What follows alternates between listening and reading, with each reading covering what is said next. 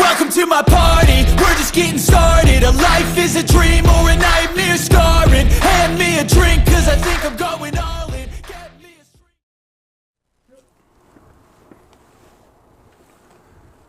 안녕하십니까. 매주 목요일 저녁 8시 여러분들을 찾아뵙는 아시아투데이 TV 유튜브 채널 라이브 방송 son국권의 현장 정치 5월 2일 순서 시작하겠습니다. 오늘 하루 여의도가 시끌시끌했습니다. 국회의사당. 이 정치판에서는 정말 눈 감으면 코 베어가는 일이 종종 발생을 합니다. 기막힌 일들이 일어났는데 오늘 일종의 네다바이 사건이 있었습니다. 네다바이 사건. 이 상대를 쏘겨가지고 뭐를 이제 탈취해가는 게 네다바이. 근데 이게 일본 말인데 이게 하도 우리나라에서 많이 쓰니까 제가 국어사전 찾아보니까 네다바이가 있더라고요. 그래서 이게 이제 통상적으로 쓰이는 그 말이 네다바이인데 오늘 국회에서 이태원 특별법 이거를 미끼로 던져놓고 민주당이 미끼로 던져서 그걸 국민의힘이 덥석 무니까 그 미끼를 던지면서 동시에 1시간 후에 최상병 특검법을 낚아채 갔습니다. 그래서 제가 이거 네다바이 사건이라고 말씀을 드리는 건데, 자, 잠시 후에 이게 가장 최근 시점의 일이니까 이거 먼저 소개를 드리기로 하고, 오늘도 시청 포인트가 있습니다. 뭐 경기를 보면 관전 포인트가 있듯이 오늘은 시청 포인트. 그게 한 3가지인데 지금 말씀드린 네다바이, 도대체 국회에서 무슨 네다바이 사건이 벌어졌는지 기상천외합니다. 잠시 후에 제가 소개해 드릴 텐데, 여기 보면은 정말 정치인들 민낯이 막 드러나는 그런 일들이 오늘 드라마처럼 펼쳐졌습니다. 제가 차근차근 설명을 해 드리겠습니다. 그게 관전 포인트 첫 번째고, 두 번째 관전 포인트는 제가 썸네일에 달았는데, 조국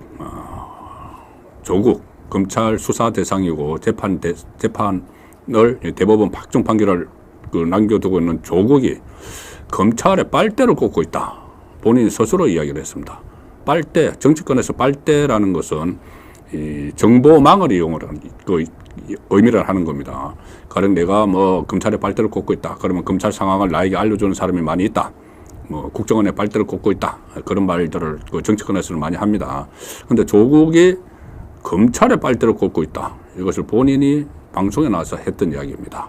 이게 다른 데서 그냥 그대로 지나치고 있는데, 저는 이 방송 내용을 듣고 이거는 심각한 문제라고 해서 제가 썸네일에 올려서 오늘 시청 포인트, 조국이 검찰에 도대체 어떻게 빨대를 꽂고 있고 그게 무슨 내용인지 잠시 후에 소개해 드리도록 하겠습니다. 그리고 세 번째 마지막 관전 포인트, 물론 뭐 제가 말씀드릴 게 전부 다 저도 나름대로 많이 연구를 해서 설명을 드리니까 많이 들어줬으면 좋은데, 그래도 이제 그 중에서 몇 가지 포인트를 제가 말씀을 드리는 겁니다. 자, 세 번째 관전 포인트는 이 사기 합의를 했는데, 이거 사기쳐서 합의를 했다. 위장 합의를 했다. 이것도 일종의 이 네다바이 비슷한 겁니다. 이게 무슨 이야기냐면은 윤석열 대통령과 이재명의 차담회, 이제 며칠 됐는데 이 차담회 월요일 날 차담회를 했죠. 이 차담회 되고 나서 계속 뒷이야기들을 나오죠. 그런데 제가 이것을 종합적으로 해보니까는 이게 뭔가 사기가 있었다. 그 회담 내용을, 그러니까 회담 형식을 사전 조율하는 과정에서 사기가 있었다. 이걸 제가 발견을 했습니다. 자, 그 내용을 오늘 또 소개를 드리도록 하고, 오늘도 마찬가지로 지난주 그리고 지지난주와 마찬가지로 일부는 지면 심층분석, 아시아투데이 기사 심층분석하는데 인터넷판 기사로 말씀을 드려야 되겠죠. 아침 조간신문 기사는 이제 구문이 됐습니다. 그래서 그때 낮 시간에 진행을 할 때는 조간신문을 신청 분석을 해드렸지만, 저녁 시간에는 아시아투데이에서 계속 인터넷판에 새로운 기사를 계속 올리고 있죠. 자, 그 기사를 중심으로 지면 신청 분석을 해드리고, 그 다음에 2부는 바로 이어서 진행을 하면서 이슈 집중 해부, 여기서 한 4가지 집중적으로 제가 분석을 할 겁니다. 첫 번째는 이재명, 박찬대, 추미애 삼각편대가 형성이 됐다. 보수 우파 진영을 괴멸시키고 초토화시키려는 목적으로 이 삼각편대가 형성이 된다. 자, 그래서 어떻게 이 앞으로 전국을 혼란스럽게 만들어 갈 것인지 그 부분을 짚어보고, 그렇다면 이 삼각편대에 맞서는 쪽이 있어야 되겠죠. 보수 우파 진영에서는 누가 맞설 것인가. 자, 지금 원내대표, 그 원내 사령탑이죠. 원내대표 경선은 나서려는 사람이 없어서 원래 내일 경선을 하려다가 9일로 밀어놨습니다. 그리고 이제 전당대회가 6월 말 7월 초가 있죠. 그럼 그때 선출되는 당대표, 그리고 9일날 선출되는 원내대표, 이 투톱이 이제 막아야 됩니다. 이 민주당의 당대표, 원내대표, 거기다가 지원군, 국회의장. 지금 국회의장이 사상 초유로 지금 좌파 진영의 지원군으로 나서겠다고 지금 경쟁을 벌이고 있습니다. 서로 충성 경쟁을 벌이고 있는데, 자, 그래서 그렇다면 그렇게 삼각편대가 뜨면은 좌파에서, 우파에서는 누가 막을 수 있을 것인가? 뭐 한동훈 이름 당장 생각이 나시죠. 그리고 뿐만이 아니고 지금 당대표로 맡겠다는 사람이 그전에는 별로 없어서 인물난이었는데 지금은 차고 넘칩니다. 갑자기 내가 한번 맡아보겠다고 하는 당대표감이 상당히 많이 지금 나타나고 있습니다. 나경원 비롯해서 이 원희룡 이야기도 나오고, 물론 뭐 근영세, 뭐 김태호, 중진들 쭉 등판 체배를 차리고 있습니다. 실제로 몇 명이나 나중에 좀 조율이 되겠죠. 그래서 누가 좌파의 삼각편대를 대적을 할 것인가? 아무나 대적할 수 없습니다. 지금 상황이 초비상 상태죠. 그래서 어느 조합이 과연 대적을 할 수 있을지 그 부분도 짚어보겠습니다. 그리고 박지원의 노회한 치고 빠지기, 개 XX, 김호중 포로에서 개 XX 3명을 겨냥해서 이야기를 했습니다. 지금 국회의장 김진표, 전임 국회의장 박병석, 윤석열 대통령까지. 그래놓고 본인은 방송사고였다. 자, 이게 방송사고일까요? 제가 한번 분석을 해보겠습니다. 그리고 말씀드린 대로 오늘의 시청 포인트, 조국 검찰에 빨떡 꽂았다. 조국 자기가 주장한 겁니다. 자, 그 말씀을 차례로 전해드리도록 하겠습니다. 먼저 지면 신청 분석입니다. 지면 신청 분석. 아시아투데이 이 기사입니다. 4시 반 늦게 나온 기사죠. 이 제목은 최상병 특검법 본회의 통과에 윤재옥 거부권 건의할 수밖에 없다. 자, 본회의 통과가 됐습니다. 실제로 최상병 특검법. 그런데 윤재옥 원내대표, 국민의힘 원내대표 겸 대표 권한대행이 용산에 거부권을 건의할 수밖에 없다. 자, 이게 얼마나 좀 무책임한 이야기인지도 제가 같이 말씀을 드리겠습니다. 이게 오늘 이 네다바이 사건이 일어났는데 국회에서 네다바이를 당한 쪽이 좀 무능하니까 네다바이를 당했겠죠. 사전에 철저히 준비했으면 그렇게 하지 않겠죠. 그래서 지금 원내 지도부도 비판의 대상이 돼야 됩니다. 이렇게 네다바이 당해놓고 이것을 다시 윤석열 대통령에게 넘기면서, 공을 넘기면서 이거 거부권 행사해 주세요. 이렇게 지금 하고 있는 겁니다. 일단 팩트를 말씀을 드리죠. 윤재옥 국민의힘 원내대표는 최상병 특검법이 야당 주도로 국회 본회의를 통과한 데 대해서 입법 과정과 법안 내용을 봤을 때 대통령 거부권을 건의해 볼 수밖에 없다. 자, 최상병 특검법이 오늘 열린 국회 본회의에서 야당 단독으로 통과가 됐습니다. 야당 의원들은 본회의 의사일정 변경을 통해서 법안을 표결에 붙여서 재석 168명 전원 찬성으로 가결을 시켰고, 이것이 상정이 되니까는 국민의힘 의원들은 퇴장을 해버렸습니다. 어차피 수적으로 안 되니까 퇴장하면서 항의 표시를 했는데, 뭐 그런다고 민주당이 안 하지 않죠. 그대로 통과를 시켰습니다. 168명 참석했는데 전원 찬성. 국민의힘 윤재옥 원내대표는 본회의에서 빠져나와서 규탄대회를 열었는데 이 거부권 건의를 하겠다. 이 용산에. 자, 그런 이야기를 했습니다. 제가 이게 뒷북치기보다는 이게 좀 공 떠넘기기 뭐 이런 차원인데, 이거를 요점을 제가 설명을 드리겠습니다. 잠시 후에. 일단 기사 내용은 윤재옥 원내대표 이렇게 이야기합니다. 애초에 오늘 최상병 특검법을 처리하겠다고 했으면 우리 당은 오늘 본회의 의사일정에 동의하지 않았을 것이다. 그럼에도 불구하고 오늘 처리하지 않을 것처럼 국회의장과 야당 원내대표가 여당 원내대표를 기만했다. 이걸 제가 내다봐이 당했다는 표현을 쓰는 겁니다. 김준표 국회의장을 향해서도 윤재욱 의원 의사일정 변경을 했지만 여야 간 법안 내용에 대해 수기할 시간을 주겠다고 약속을 해놓고도 민주당과 짬짬이 해서 입법 폭주한 것이 개탄스럽다. 바로 어제 양당 원내 수석 부대표끼리 이태원 특별법을 조금씩 양보해서 의회 정치 복원을 보여주자고 한 그 희망에 침을 뱉은 거랑 마찬가지다. 자, 이게 무슨 이야기냐 하면은, 자, 상황이 이렇게 됐습니다. 윤석열 대통령과 이재명이 월요일 날 차담회를 했었죠. 자기들은 영수회담이라고 주장하지만 영수회담 아닙니다. 지금 차담회, 뭐 단독회담, 이제까지는 뭐 이름을 붙일 수가 있는데 어쨌든 차담회에서 이재명이 15분 동안 일방적으로 막 읽었지 않습니까? 그리고 비공개 회의 들어갔는데 비공개 회의에서 접점을 찾은 것이 딱 두 가지가 있습니다. 하나는 그 의료 대란에 대처를 해야 된다.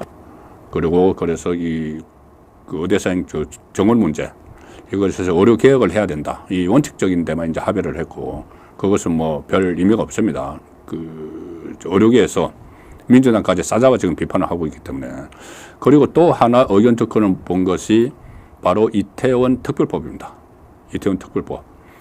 여기에 대해서 윤석열 대통령이 이태원 특별법에 위헌 소지가 있다. 법률적으로 잘못된 내용이 있다. 이제 윤석열 대통령도 법조인 출신이니까는 그 대목을 지적을 했습니다. 뭐냐 하면은 이태원 특별법 안에 이 독소 조항이 하나 있다. 윤석열 대통령이 이야기한 거죠. 독소 조항이 뭐냐면은 이태원 특별법을 하면은 특별조사위원회가 구성되는데 특별조사위원회의 권한 중에서 영장 청구를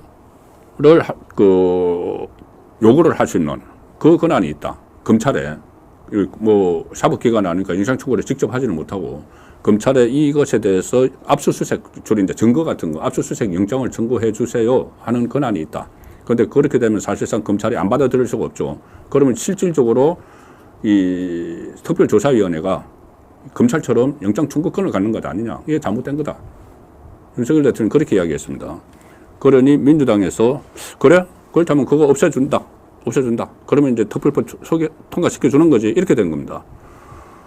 그래서 국민의힘에서 이제 그 다음에 이제 다른 것도 몇 가지 고쳐가지고 그래 이제 합의를 했습니다. 합의를 했는데 이게 독소조항이 이게 분명 이 법안을 제대로 받는지 안 받는지 모를 정도인데 그거 외에 독소조항이 수두룩합니다. 이태원 특별법에 말하자면 독소조항만 말해도 지금 끝이 없을 정도예요. 이 가령 예를 들어서 이 어떤 그 지원을 해주는 피해자 지원을 해주는 대상이 희생자의 가족, 뭐 형제, 자매 다 있는데 그 전에 희생자의 삼촌까지 들어가 있었어요. 근데 삼촌은 이제 빠졌습니다.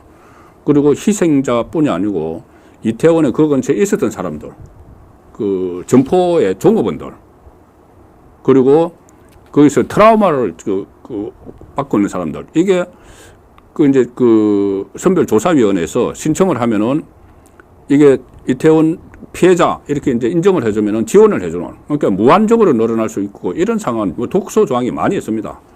그리고 그 위원장을 민주당 소속, 사실상 민주당 소속인 국회의장이 지명하는 사람을 위원장을 한다. 이런 여러 가지 독소 조항이 있는데 그것은 제대로 따지지도 않고 이제 합의를 해줬습니다. 그래, 그러면 윤석열 대통령이 지목한 그 독소 조항은 빼자. 그리고 몇 가지 더 뺐죠. 뭐 삼촌까지 뭐 지원 대상 뭐 이런 것도 뺐습니다. 어쨌든 그래서 이거를 통과를 시켰습니다. 오늘 본회의에서 땅땅 쳤습니다. 그것도 국민의힘도 다 들어갔죠. 국민의힘도 다 들어가가지고 그냥 거의 뭐 만장일치로 뭐 통과를 시켜버렸습니다. 자, 그런데 이때부터 문제가 발생합니다. 이게 미끼라는 이야기죠. 그래서 제가 내다봐야라는 표현을 썼는데 뭐냐 하면은 오늘 원래 본회의를 열어서 그 안건만 처리를 하기로 했습니다. 김준표 국회의장이 약속을 하기로 그 안건 말고 최상병 특검법은 여야 합의를 하면은 내가 안건으로 상정하겠다. 이렇게 이야기를 했어. 그런 줄 알았다는 거죠. 윤재옥은. 자, 그런데 갑자기 김진표가 민주당하고 같이 해서 의사일정을 변경을 해서 최상병 안건을 상정을 해버립니다. 최상병 특검법 안건을. 그러니까 미끼를 딱 던져가지고 이태원 특별법을 미끼를 삼아서 딱 뒤통수를 치는 거죠. 그래서 국민의힘은 이게 뭐야 해서 다 퇴장을 하고 그 상황에서 민주당이 단독으로 강행 처리를 해버린 겁니다. 자, 하나 지금 궁금하신 게 하나 있죠. 김진표가 왜 이것을 해줬을까? 지금 김진표가 이 최상병 특검법을 그 안건을 상정 안 한다고 해서 여야 합의가 없으면 안 한다고 해서 민주당 안에서 엄청나게 욕을 먹고 있죠. 박지원 같은 경우는 김어준 포로 나가서 그거 안 한다고, 김진표가 상정 안 한다고 개 XX라고 한 것이 그대로 방송에 타서 논란이 됐죠. 김진표는 박지원에게 개 XX가 됐습니다. 그리고 그 전에 박병석 또 좀 그런 식의 국회 운영을 했다 해서 같이 박병석도 개 XX, 윤석열 대통령까지. 자, 그런데 어쨌든 김진표 개 XX 소리를 들었죠. 그리고 모레 김진표가 남미 그리고 북미 출장을 가는데 그 출장 못 가게 하겠다. 그거 안 해주면은, 그 상정 안 해주면은 민주당 의원들이 그래서 모레 그 출국장에 가서 항의하겠다. 막 이런 이야기까지 했습니다. 거기에서 넘어가서 아니면 겁을 먹어서 그랬는지 김진표가 상정을 해버린 겁니다. 상정을 해버려서 이게 통과가 돼버렸죠. 자, 그러고 나니까 이 협치에, 그러니까 이 이태원 특별법을 통과시키고 나서 협치에 물꼬를 텄다. 협치 물꼬를 텄다. 이런 식으로 막 이야기를 했죠. 국민의힘에서. 자, 협치에 물꼬를 터는 그 법안이 통과돼서 1시간 만에 뒤통수를 맞은 겁니다. 바로. 뒤통수를 맞으니까, 뒤늦게 이제 윤재옥이 윤석열 대통령에게 거부권을 요청을 하겠다. 거부권을 요청하겠다. 그러면 이것은 윤재옥 원내대표가, 그러니까 국민의힘 지도부가 제대로 대처를 못해서 뒤통수를 맞고 내다바이를 당해놓고 그것을 뒤처리를 윤석열 대통령에게 넘겨버리는 거죠. 아, 우리 이렇게 당했으니까는, 그런 이제 남은 수단은 대통령 거부권이니까 그 거부권 좀 행사해 주세요. 자, 그러면은, 이 윤석열 대통령 입장에서는 이게 어떤 거냐 하면은, 윤석열 대통령 입장에서는 얼마 전에 이재명 만나서 이재명이 막 그 이야기 했죠. 거부권 너무 많이 선거돼서 지금 9번 썼고 이번에 10번째인데 만약에 하면은 선거에 대해서 사과하라. 그리고 재발 방지 약속하라. 뭐 그건 이제 정치적으로 막 요구를 하는 거라고 해도, 그래서 그 상황에서 거부권을 바로 또 총선 완패했는데 썼는데 상당히 부담이 있겠죠. 아무래도 뭐 쓰긴 쓰겠지만은 부담이 있겠죠. 그리고 가장 중요한 건 이 최상병 특검법이 윤석열 대통령을 겨냥을 하는 겁니다. 탄핵 밑자락 가는 겁니다. 그걸 덜컥 뺏겨버린 거죠. 내다바에 당해버린 거죠. 그러니까 기습적으로 당해버린 거죠. 아예 오늘 그 본회의를 안 연다. 그 이태원 특별법도 독소조항이 많기 때문에 이거 안 해. 하고 본회의를 안 열었으면 되는데, 본회의 이제 열려놓으니까는 국회의장이 의사일정 변경해서 특검법, 최상병 특검법까지 밀어넣어서 처리를 해버린 겁니다. 이게 왜 윤석열 대통령을 겨냥을 하는 법안이냐 하면은, 자, 이 최수건 상병이죠. 해병대. 정말 안타까운, 정말 슬퍼죠. 안타까운 죽음을 당했습니다. 그 홍수 그 인명구조 지원 나갔다가. 그런데 그 사건 자체는 사망사건은, 군내 사망사건은 경찰로 넘겨야 되기 때문에 경찰에서 지금 경북경찰청에서 수사를 하고 있습니다. 사망사건 자체는. 왜 이런 사망에까지 이르게 됐는가. 그리고 또 하나는 공수처에서 수사를 하는데, 이거는 민주당에서 고발을 해서 공수처에서 수사를 합니다.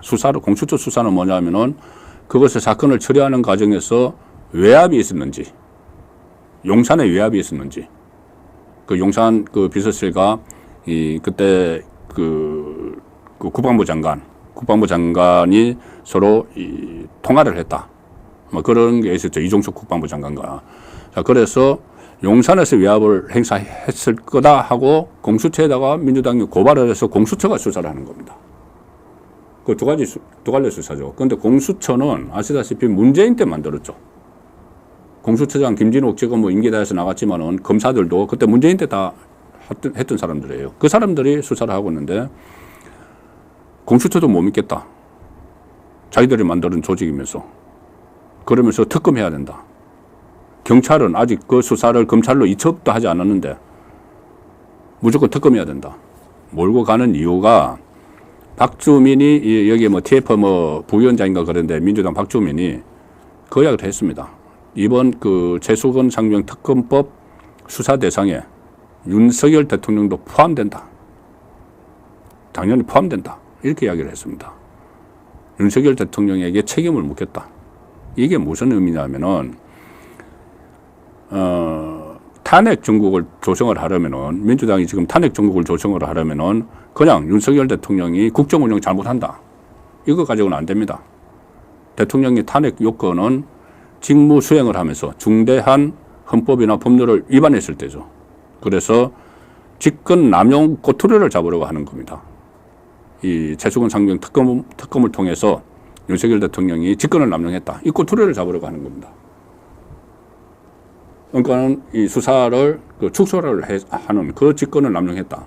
그런데 이게 법률적으로는 이 해병대 수사단의 수사권이 없기 때문에 그 경찰로 넘기는 거기 때문에 이 직권 남용이 안 된다는 게 이제 법적의 이야기지만은 그건 법률적으로 그렇고 정치적으로 이제 그런 꼬투리를 만들어서 탄핵 소추를 하려고 하는 그 발판으로 삼으려고 하는 게 바로 이 최수건 상명 특검법입니다. 그런데 이게 이 엄청난 이 대통령에게 부담을 주는 그것을 속수무책으로 당해놓고는 그 거부권 행사해 주세요. 우리 당했어요. 이렇게 지금 하고 있는 거죠. 그러면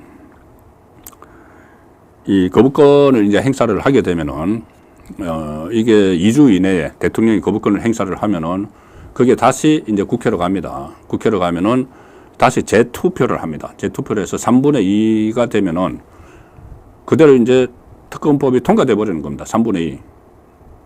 그때는 이제 거부권도 필요가 없죠. 만약에 3분의 2가 안 되면 이제 폐기가 되는데. 자, 그런데 이게 3분의 2가 완전히 안 될, 3분의 2가 될 가능성이 조금 있다는 겁니다. 왜 그러냐면은 지금 여러 가지 이제 현역 의원 숫자로 보면은 국민의힘에서 18명이 이탈을 해서 찬성을 해버리면은 이게 통과가 되는 상황입니다. 지금 의석 구조로 보면은. 그런데 이게 무기명 투표예요. 이게 제 의결은. 그 누가 어디에 투표를 했는지 모릅니다. 그래서 지금 정가에서 나오는 이야기는 국민의힘 안에서 이번에 공천 못 받아서 낙천한 사람들 있지 않습니까? 낙천자들 많이 있죠. 그건 아직 현역 의원입니다. 5월 29일까지. 그 낙천자들, 또 낙선한 사람들, 그리고 또 김웅, 조금 전에 댓글을 달아주셨던데, 김웅, 오늘 국민의힘 중에서 유일하게 남아서 찬성 투표했습니다. 다른 사람 다 퇴장했는데. 그리고 몇몇 의원들이 가령 예를 들어서 안철수 의원도 이 특검법에 여야가 합의하면 찬성하겠다고 했죠. 근데 합의가 안 됐으니까는 오늘도 합의가 전제됐을 경우다 이야기했지만 어쨌든 그런 몇 사람, 낙선한 사람 하면은 18명 넘겨버릴 수도 있는 상황이에요. 그 상황입니다. 그래서 거부권을 행사하더라도 이게 어떻게 될지 모르는 그런 엄청난 거를 오늘 내다봐야를 당한 겁니다. 자, 그래서 일단은 이 거부권을 행사를 할 걸로 예상이 됩니다. 당연히 거부권 행사를 해야죠. 오늘 이게 통과되고 나서 정진석 비서실장이 5시 쯤에 넘어서 긴급히 브리핑을 했습니다. 정진석 용산 비서실장이 직접 브리핑을 했습니다. 여기에도 보면 상당한 우려가 담겨 있습니다. 브리핑 내용을 보면은 일단 대통령실 입장인데, 공식 입장인데 일단 유감을 표명을 하고 민주당에 대해서 이렇게 이야기합니다. 공수처와 경찰이 이미 본격 수사 중인 사건임에도 야당 측이 일방적으로 주도하는 특검을 강행하려는 것은 진상규명보다 다른 정치적 의도가 있다고 볼 수밖에 없다. 이 다른 정치적 의도가 탄핵 자력 간다는 겁니다. 용산도 그걸 지금 파악을 하고 있죠. 협치 첫 장의 잉크도 마르기 전에 민주당이 입법 폭주를 강행했다. 민주당 특검법 강행 처리는 최상병의 안타까운 죽음을 이용해서 정치적인 목적으로 악용하려는 나쁜 정치다. 아주 톤이 세죠. 그리고 이렇게 이야기합니다. 마지막으로 일방 처리된 특검법이 대한민국을 혼란에 빠뜨리는 사례로 남을 것이란 우려가 큰 만큼 대통령실은 향후 엄중하게 대응할 것입니다. 거부권 행사하겠다는 이야기랑 마찬가지죠. 자, 그래서 일단 거부권을 행사를 이제 10번째로 하는데, 그러면은 어쨌든 윤석열 대통령에게는 부담이 되는 거죠. 이 총선에서 패배하고 나서 또 거부권을 행사하고, 자, 이런 상황. 그리고 이게 거부권을 행사해도 나중에 재표결에서 상당히 또 부담이 되는데, 이걸 제대로 대응을 하지 못해서, 내다바이를 당했어요. 입법 내다바이 당한 거죠. 미끼, 이태원 특별법을 미끼로 해서 내다바이를 당하는 이런 어설픈 대응으로 새로운 화근거리가 하나 생겼다. 자, 그렇게 일단은 정리를 해드리겠습니다. 국민의힘 의원들이 재표결에서 이탈하지 않고 이것을 다시 부결시킬 가능성이 일단은 높다고 보지만, 어쨌든 새로운 화근거리가 하나 생긴 것은 맞습니다. 그리고 곧 이 원내대표 자리에서 물러날 윤재욱 원내대표가 미숙한 일 처리를 했다는 것은 부정할 수 없는 사실입니다. 아시아투데이 두 번째 기사는 한동훈 이야기입니다. 한동훈. 자, 한동훈 사퇴 20일 만에 목격담. 20일, 한동훈 사퇴 이제 20일 됐습니다. 한동훈 전 비대위원장. 20일 만에 목격담. 이것이 오늘 또 화제가 됐는데, 낯 익은 얼굴이라 찰칵 찍었다. 이게 어떤 내용이냐면, 지금 사진도 지금 계속 나올 텐데, 이 한동훈 전 국민의힘 비대위원장이 지난 1일입니다. 어제 서울 강남구 도곡동 자택 인근에서 찍힌 사진이 지금 인스타그램, 그 다음에 온라인 커뮤니티, 여기 게재돼서 눈길을 끈다. 저 사진입니다. 저 사진인데, 특히 저 신발이 그때 유세할 때 당시에 막 운동화 신고 다니죠. 바로 그 신발이다. 그리고 뒷모습도 상당히 유사하죠. 그리고 이 사진을 찍은 사람은 저 앞에서 오다가 한동훈 위원장과 눈이 마주쳤고, 서로 모르는 사이인데, 그래서 한동훈 위원장이 눈인사를 하고 가서 뒤에서 저 사진을 찍어서 올린 겁니다. 저 이제 한동훈 비대위원장이 거의 확실한데, 사진을 게재한 사람은 이렇게 이야기합니다. 지인이 직접 찍은 사진이다. 낯익은 얼굴이라 눈인사를 하고 문득 뒤돌아 사진을 찍었다고 하더라. 방송이랑 똑같다고 한다. 이렇게 남겼습니다. 자, 그래서 어쨌든 이 한동훈 비대위원장이 한 20일 만에 저런 사진이 찍혔는데, 그리고 오늘 또 이런 소식도 들렸습니다. 김흥국, 호랑나비 가수 김흥국, 그때 총선 때 국민의힘 유세 지원단에 있었죠. 얼마 전에 방송에 나와서 내가 그렇게 고생을 했는데 선거 끝나고 누가 하나 고맙다는 인사하는 사람 없더라, 국민의힘에서. 그런데 그 방송에 나가고 나서 전화가 폭주한다고 합니다. 국민의힘 사람들이 고맙다고.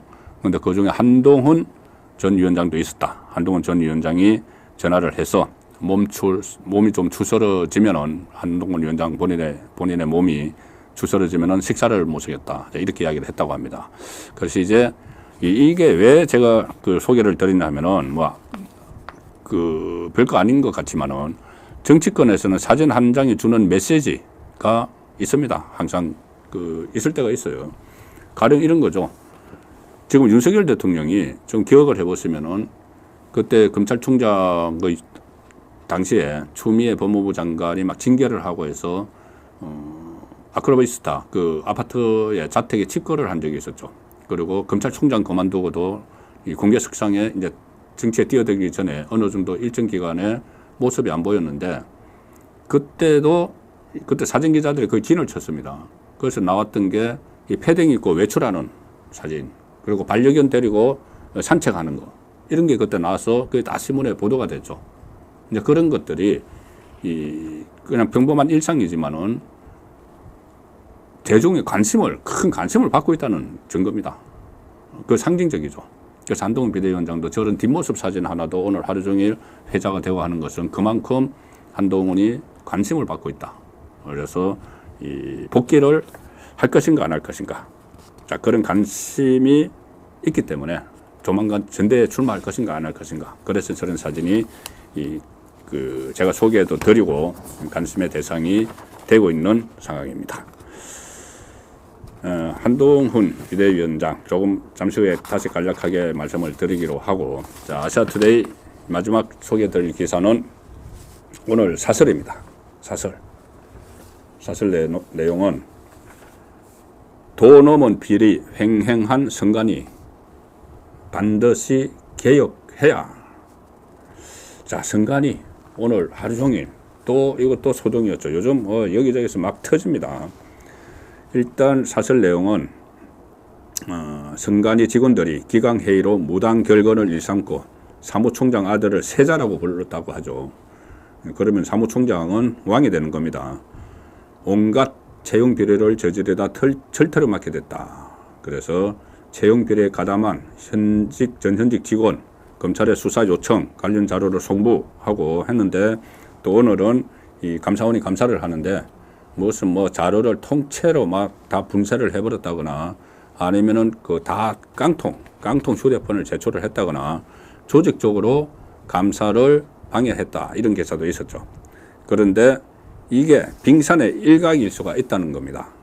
간략히만 말씀드리면은 뭐냐면은 선관위가 그때 자녀 특혜 비리, 특혜 채용 이런 의혹이 막 불거졌을 때 감사원이 감사를 못 받겠다고 버텼죠. 우리는 헌법기관인데 왜 감사원이 감사를 받느냐? 우리 자체적으로 하면 되는 거야. 그래서 못 받겠다고 버텼습니다. 그런데 감사원은 헌법은 헌법기관으로 국회, 대통령, 정부, 법원, 헌재 이런 것만 인정을 하는 거지, 거기만 감사 안 하는 거지. 선관위는 아니야. 감사 받아야 돼. 그래서 서로 티격태격 하다가 결론을 내린 게, 합의를 본 게 자녀 특혜 채용만 감사를 하기로 해서 그 감사만 한 겁니다. 그 감사를 했는데 이런 엄청난, 오늘 조간에 전부 다 도배될 정도로 그런 복마전 같은 일이 다 들통이 난 거죠. 자, 그런데 말씀드린 대로 특혜 비리만 했는데 지금 우리 감사원의 인원이 무려 3,000명입니다. 3,000명인데 미국 감사원이 아니고 선관위 직원이 3,000명인데 미국 연방 선관위 직원이 500명밖에 안 됩니다. 우리나라에 왜 이렇게 많느냐? 업무가 그만큼 많아서 그래요.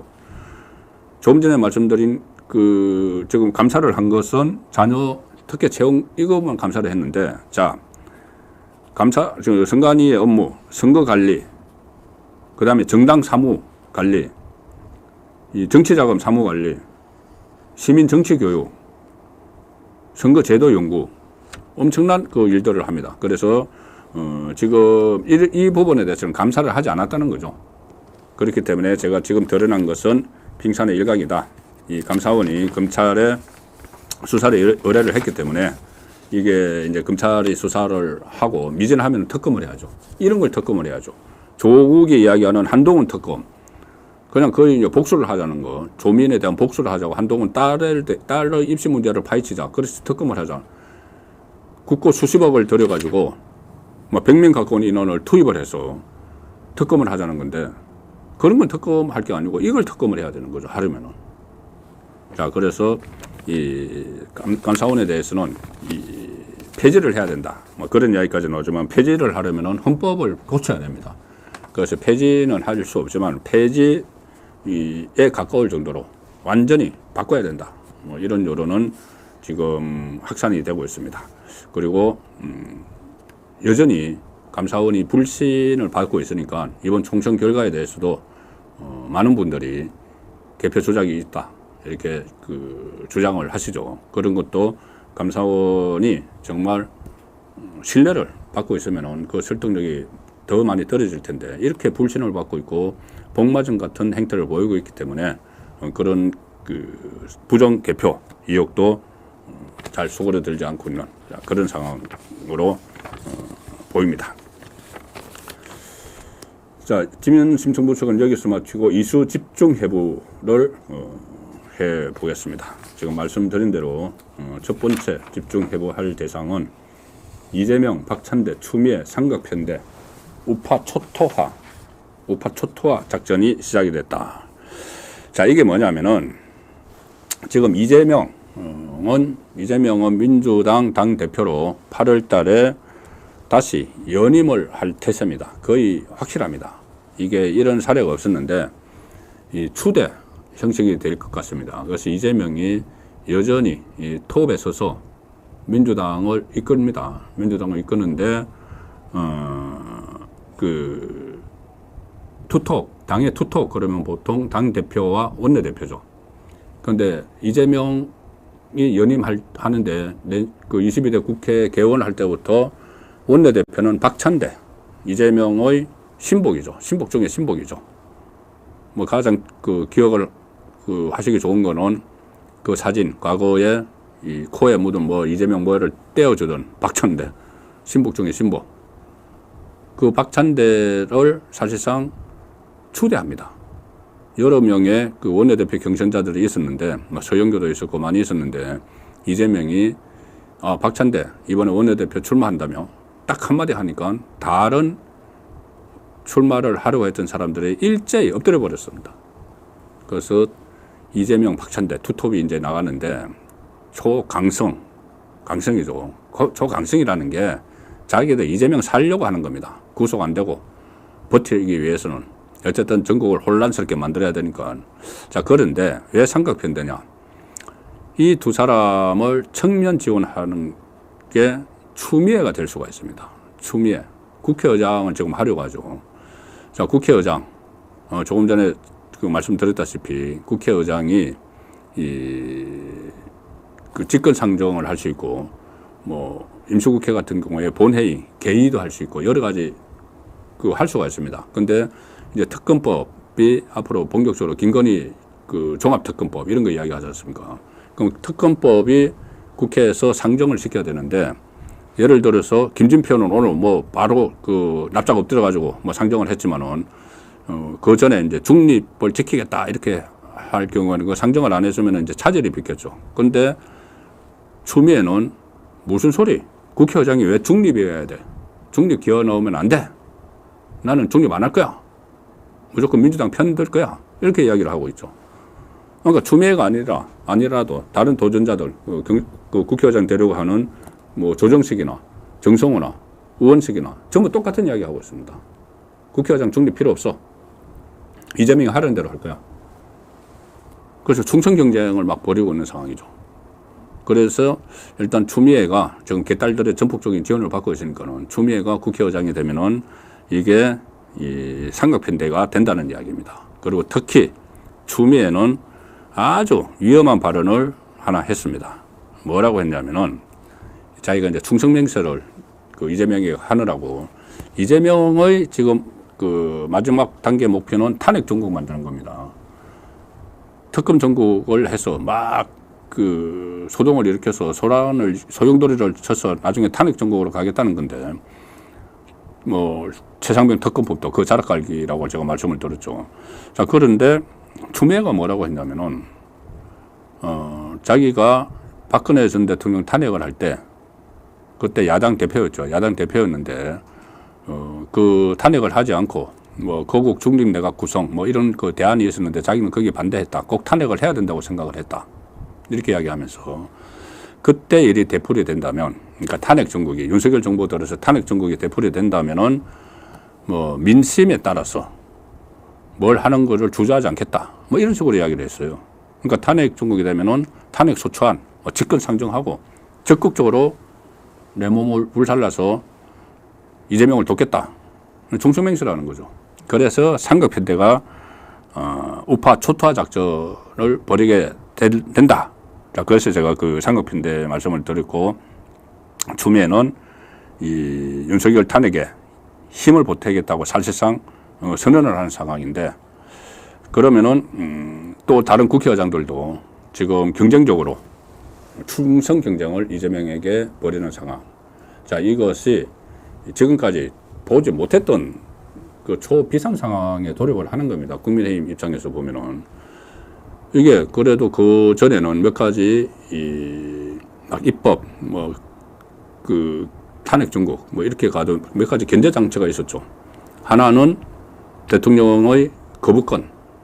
근데 탄핵 이런 거 거부권을 사용할 수가 없습니다. 일반 법안은 그렇다고 해도.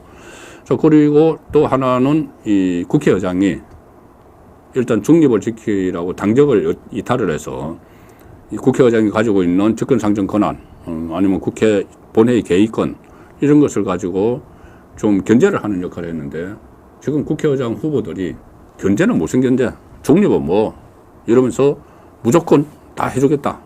이재명이 원하면 뭐든지 다 법안 상정해주고 다 해주겠다. 국회 열고, 오늘 김진표가 뭐 한 것처럼 김진표가 시범을 보였습니다. 그리고 이제 김진표는 이제 모레 또 해외 출장 가겠죠. 해외 출장 못 갈까봐 뭐 오늘 그렇게인지 모르겠다는 생각도 드는데, 국회의장의 위신이 말이 아닙니다, 지금. 박지원한테 개 XX 소리 듣고도. 자, 그래서 어쨌든 국회의장도 견제 역할을 못 하죠. 또 하나 통제 역할을 할 수 있는 것이 법사위원장입니다. 국회 법사위원회에는 모든 법안들이 법사위에 일단 거쳐서 본회의로 가야 됩니다. 이 법사위에 전문가들이 있어서 전문위원들이 자구심사, 이렇게, 그러니까 법안 내용을 하나하나 심사를 하는 그 역할을 합니다. 이게 제대로 형식에 맞게 됐는지. 그래서 법사위가 이거 안건을 계류를 해버리면은 또 골치 아픈 일이 벌어지죠. 그래서 지금까지 이 국회의장을 갖지 못하는 그 소수당에서 법사위원장을 가져서 노무현 때 그렇게 만들었습니다. 그래서 좀 견제를 할 수 있게 만들었는데, 이번에는 22대에서는 민주당이 법사위를 포함해서 17개 상임위를 전부 다 독식하겠다고 선언을 해버렸죠. 독식하겠다고 선언을 했기 때문에 이 법사위도 견제를 못합니다. 그러면은 이게 지금 이제 무소불위로 막 치고 나갈 텐데, 이걸 누가 대적을 할 것인가? 자, 그래서 이 대적을 할 수 있는 사람은 국민의힘의 투톱이겠죠. 한 사람은 당대표, 한 사람은 원내대표.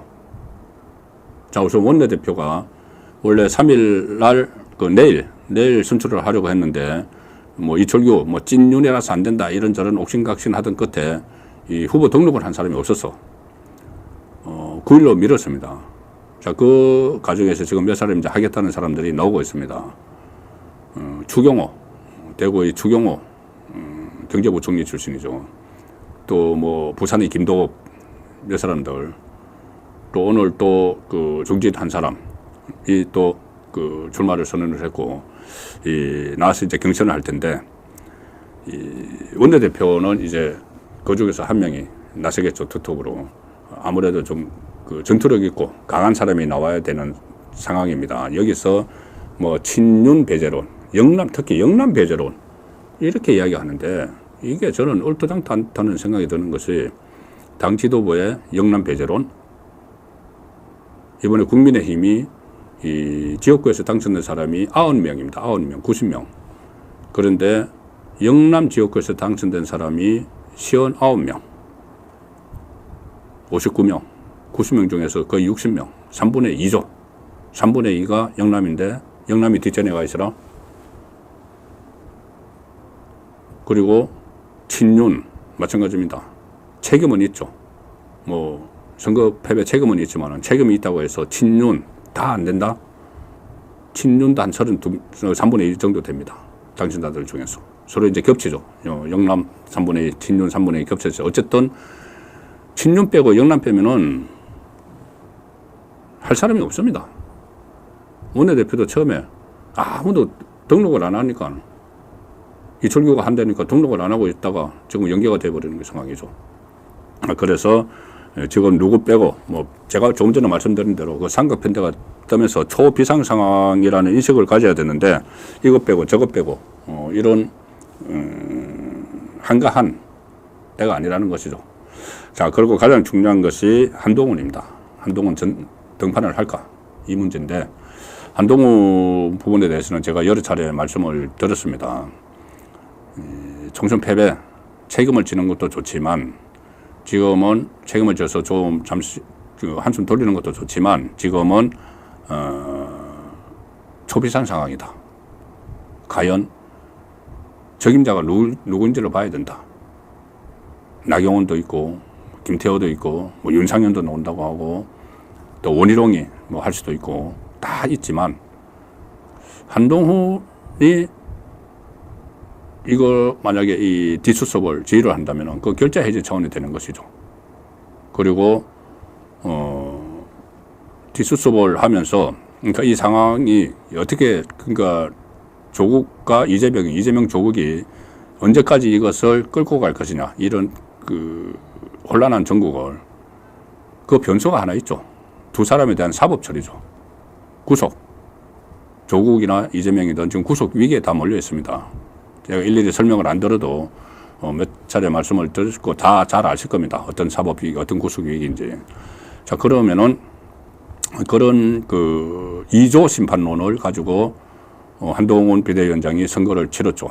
이재명 조국 심판론. 물론 그것이 프레임이 잘못됐다. 이제 선거가 지났으니까는 그런 이제 반성도 있고 반성도 나오고 하지만은 어쨌든 2조 심판이 불필요하다는 건 아니죠. 2조 심판이 필요한데 그걸 선거 첫 번째 전략으로 내세운 것이 좀 미스가 있었다. 그런 이야기입니다. 그래서 2조 심판을 계속 제기를 해가면서 당을 이끄는 데는 한동훈이 좀 책임자 아닐까. 자, 그거는 저 개인적인 판단입니다. 비상시국에서는 전투력 강한 사람이 투톱을 맡아야 된다. 물론 경쟁자가 있으면은 도전자가 있으면은 경선을 치러야 되겠죠. 경선을 치러서 되는 사람이 이 당을 이끌어야 되는데 제가 말씀드리는 것은 한동훈을 굳이 배제하면은 안 된다는 이야기입니다. 한동훈도 참여를 본인이 하겠다면은 해야 된다는 거죠. 그리고 상황이 정말 한동훈 정도의 전투력이 있는 사람이 아니면 안 된다고 생각이 되면은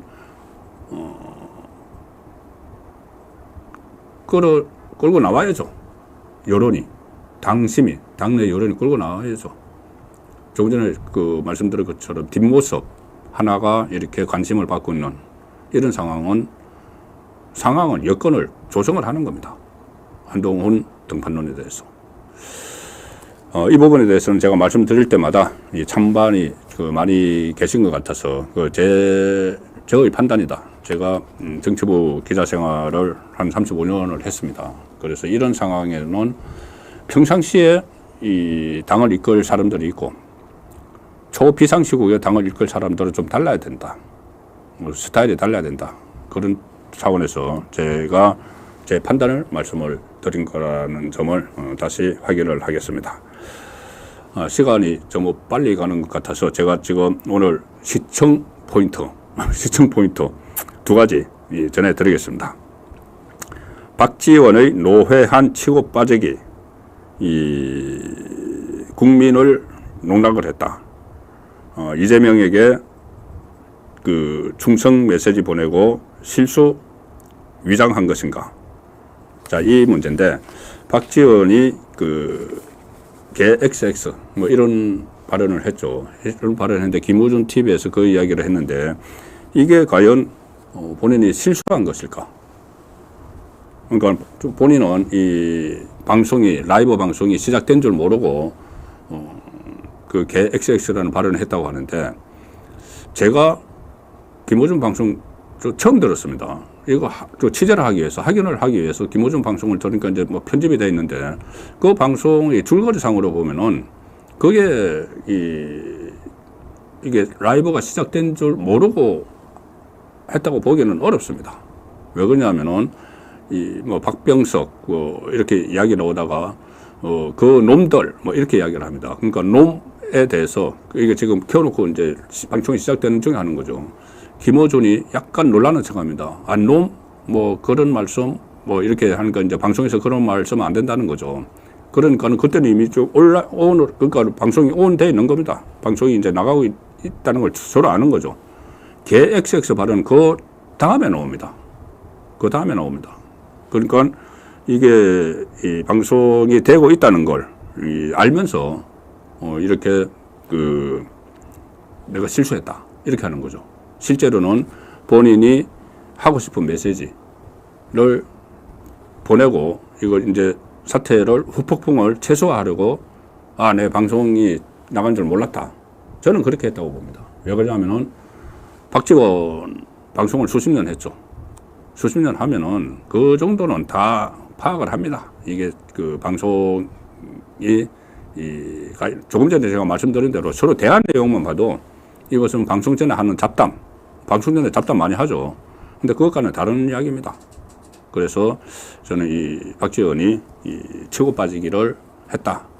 그리고 그 목적은 본인이 국회의장에 욕심이 있으니까 조금 전에 말씀드린 대로 지금 기존에 국회의장을 하겠다는 추미애, 뭐 정성호, 조정식, 우원식 전부 다 충성 경쟁을 하는데 자기는 늦게 뛰어들었으니까 확실하게 하나 해야 되겠다 해서 전임 국회의장들 이재명 말을 잘 듣지 않던 김진표, 박병석을 개 XX 그리고 내친 김에 윤석열 대통령까지. 자, 그래서 만약에 이게 방송 전에 사담이라고 해도 저는 큰 문제가 있다고 보는 것이 그러면 이제 사담 방송이 시작하기 전에 김어준하고 박지원이 이야기합니다. 이야기하면서 김진표도 개 XX, 박병석도 개 XX, 윤석열도 개 XX. 그러면서 자기들끼리 낄낄거리는 거죠. 대통령을 개 XX라고 하면서 그 좌파 진영에서 지도자급이죠. 김어준은 완전 좌파 지도자입니다. 그냥 그 평론하는 사람이 아니에요. 정치무당 이렇게도 불리는데 그런 위치에 있는 사람들이 대통령을 둘이서 낄낄거리면서 개 XX. 만약 이게 방송 중인 줄 모르고 방송 전에 잡담을 했다고 해도 큰 문제가 있는 것이죠. 그래서 윤석열을 이제 집어넣으면서 그 윤석열 대통령이 집어넣으면서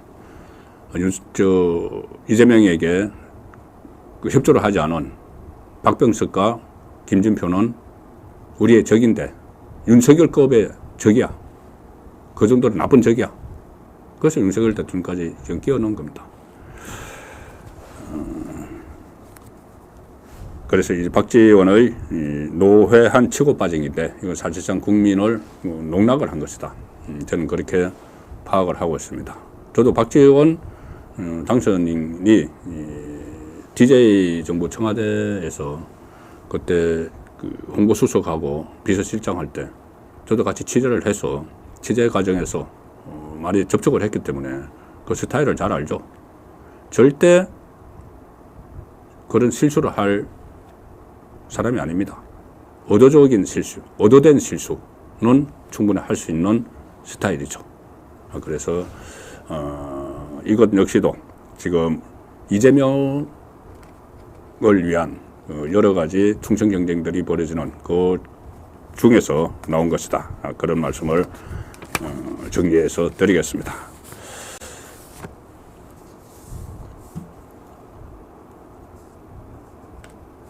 그리고 제가 이제 그 말씀드리기로 한 게 이제 두 가지네요.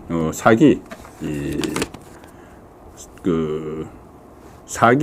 합의 이 문제가 있고 하나는 조국이 검찰에 이제 빨대를 꽂았던데 이 사기 이 부분은 뭐냐면은 그때 이 용산 차담회 할 때 사전 실무 조율이 있었죠. 사전 실무 조율이 있었는데 거기서 사실상 사전 실무 조율에서 그러니까 차담회를 어떻게 진행을 할 것인지 그 문제를 합의를 했는데 그걸 이재명이 깨버렸다는 이야기입니다. 뭐냐면은 그때 이 실무 조율을 누가 했냐면은 민주당 이재명 대표 비서실장 천준호 그리고 그 밑에 건혁기 정무기획실장 이 두 사람이 나섰고, 용산에서는 그 홍철호 정무수석 그리고 차순호 정무비서관이 나섰는데, 그때 내용은 그러니까 의제는 합의를 안 하기로 했죠. 그래서 이재명님이 무조건 하자 뭐 이렇게 이야기를 했던 거고, 그 세 차례 준비 회동에서 실무 회동에서 모두 발언 순서 그리고 시간 룰을 정했습니다. 룰을 정했는데 어떻게 정했나 하면은 일단 그 서로 첫 만나서 인사하는 것까지만 공개를 하고 언론에 공개를 하고, 그 다음에는 취재진이 퇴장을 해서 비공개를 하자. 그리고 윤석열 대통령이 먼저 모두 발언을 하고 그 다음에 이재명이 하는데, 모두 발언 시간은 3분 내지 5분, 그리고 그거부터 좀 길다, 아주 짧게 하자, 이렇게 서로 합의를 했다는 겁니다. 합의를 해서 이제 두 사람이 윤석열 대통령과 이재명이 이제 만났죠. 만나서 그때 이제 서로 덕담을 했죠. 인사말을 했죠. 날씨 이야기도 하고. 그러면은 당초 예정된 대로 거기서 이제 취재진이 나가는 거죠. 나가고 비공개 상태에서 모두 발언을 해야 되는데, 취재진이 이제 당초 약속된 대로 그 이제 풀 기자로 들어가면은, 저도 그 많이 취재를 건 풀 기자로 들어가 봤지만, 풀 기자로 들어가기 전에 그 홍보 쪽에서 이야기를 합니다. 오늘은 어디까지 듣고 퇴장을 해야 된다. 자, 그래서 그걸 다 알고 있기 때문에 두 사람이 덕담을 하고 인사를 했기 때문에 취재진이 이제 퇴장을 하려고 뭐 카메라 철수하려고 하죠. 그때 갑자기 이재명이 퇴장하지 말고 이렇게 하면서 기자들을 다시 불러 세웁니다. 불러 세워서 제가 대통령님한테 드릴 말씀을 써가지고 왔다. 그러면서 이 A4 용지를 여기서 10장을 꺼내죠. 대통령님 말씀을 먼저 듣고 말씀드릴까 했는데, 그러면서 이게 원래 이제 대통령 먼저 하기로 돼 있으니까, 그러면서 윤석열 대통령이 힐끗 쳐다봅니다. 그러니까 윤석열 대통령이 마지못해서 손님이니까 먼저 하시라. 이렇게 하니까 15분 동안 막 메시지 읽는데, 그것은 대통령에게 하는 것이 아니고 자기 지지자들에게, 이재명 지지자들에게 일종의 알리바이를 만들어주는 겁니다. 내가 대통령 앞에서 이런 이야기 다 했어. 한 16가지. 내가 다 하는 거 봤죠?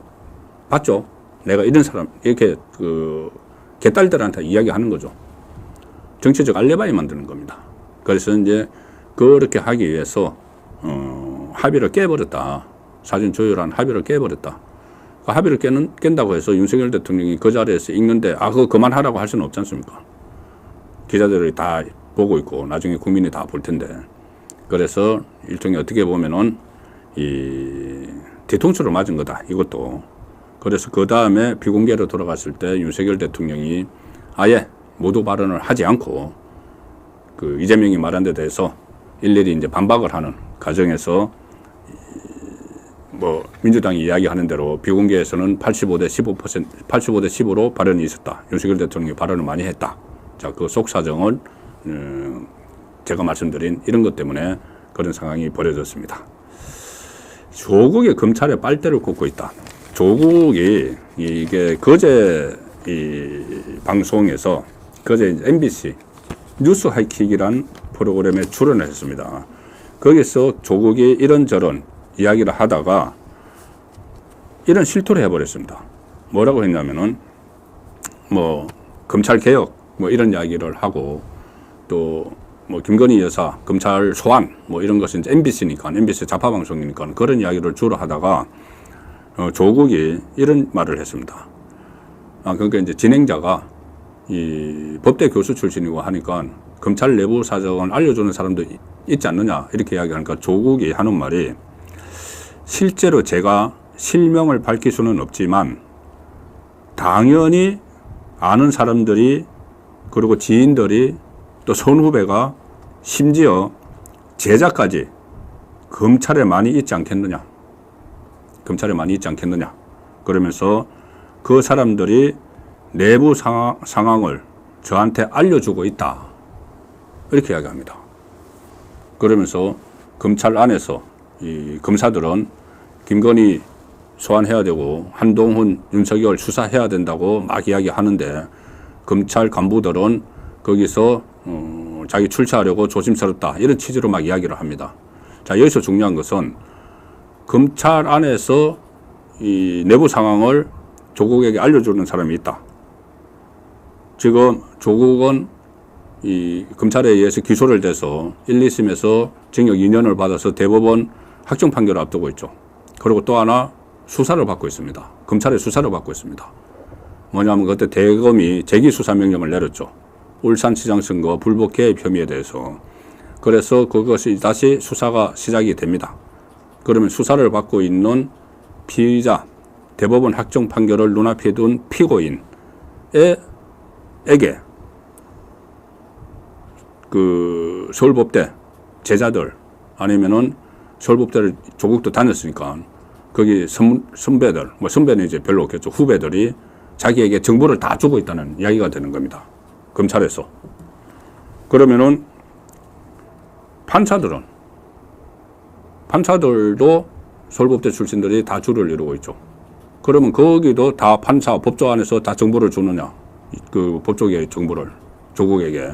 특히 조국은 1심에서 3년 이상을 막 끌었죠. 법원에서. 그리고 2심에서 징역 2년을 받았는데 법정 구속도 안 시켰죠. 그래서 지금 조국이 이렇게 이 활개를 치고 있는 겁니다.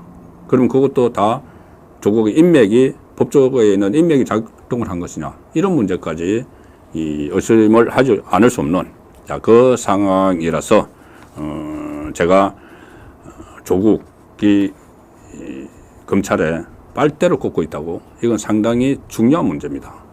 이게 본인이 그 빨대를 꽂고 있지 않는데 뭐 꽂고 있다고 거짓말을 한 것이라면 그것도 그거 나름대로 그 밝혀야 되고 정말 이렇게 이야기했죠. 실명을 밝힐 수는 없지만은 당연히 아는 사람들, 지인들, 선후배, 심지어 제자까지 검찰에 많이 있어서 내부 상황을 저한테 알려주고 있다. 이 말이 의미가 뭔지 이런 부분도 지금 파악을 해야 된다. 가뜩이나 검찰과 법원이 이 선거 이후에 그 정치권의 눈치를 보면서 이재명도 마찬가지고 제대로 역할을 하지 않고 있다. 이런 그 지적들이 나오기 때문에 정말 검찰의 내부 정보망이 조국에게 있어서 이런 저런 이야기들을 해주는지 그 부분도 분명히 밝혀야 되지 않겠는가 그런 생각을 해봅니다. 자, 오늘 그 5월 2일 보내드린 송국건의 현장 정치 라이브 방송은 일단 여기서 마치겠습니다.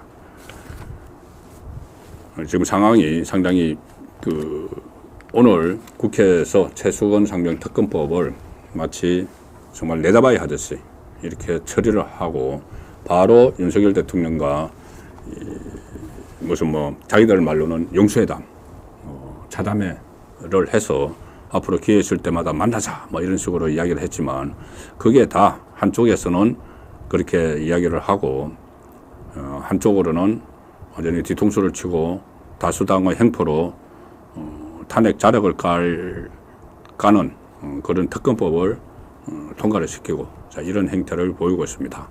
그래서 22대 국회 출범도 하기 전에 이제 한 달 남았는데 21대 국회 이런 식의 힘 자랑을 한다면은 더 극심한 여수야다가 192대 108이 된 22대에서는 어떤 일이 일어날지 정말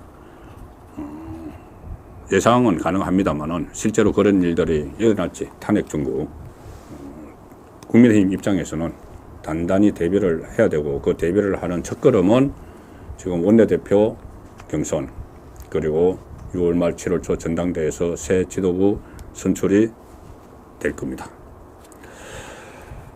네, 준비한 방송은 오늘 내용은 여기서 마치도록 하겠습니다. 감사합니다. Welcome to my party, we're just getting started. A life is a dream or a nightmare scarring. Hand me a drink cause I think I'm going